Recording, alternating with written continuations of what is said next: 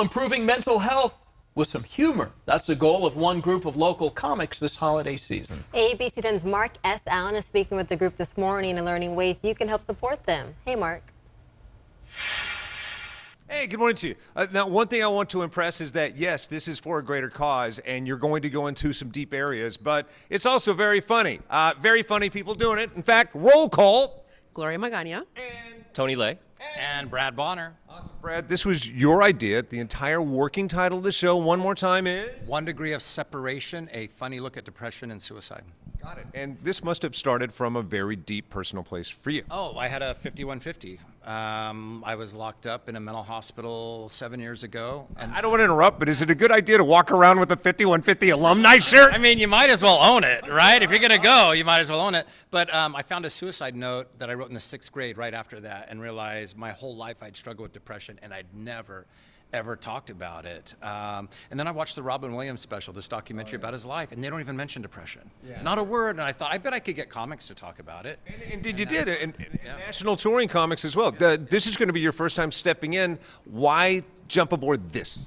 It's always fun to make people laugh, but if you can make people laugh and kind of help somebody connect and address an issue that they have that maybe they've been afraid to talk about in the past, then it's even better. You know, it's so very exciting for me, and it's kind of helpful for myself as well to be introspective. Absolutely. I just saw you on YouTube. You are hysterical. Thank you. I know you don't want to go into depth about like things that you talk about on stage right now, but I do know that you have a flock of people at the end of every show saying, "Yeah, I can relate." Yes, I do, especially the younger like generation, and then they're girls. So for me, as long as I could represent, and they can see a little bit of their story in me, and they could be brave and talk about it, why not? You're going to make people laugh. You're going to make people cry. We'd be remiss if I didn't bring this up right now because it's kind of the elephant in the room situation.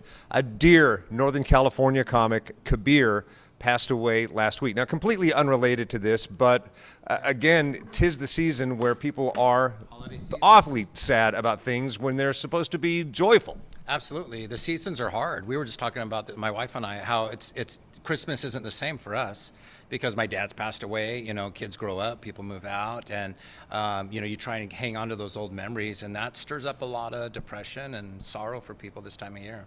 So this is a perfect time for us to do this. Better get it out of your system tonight and ramp yourself up to parlay into lots of laughs and triumphant spirit for the holidays, right? For sure. Yep.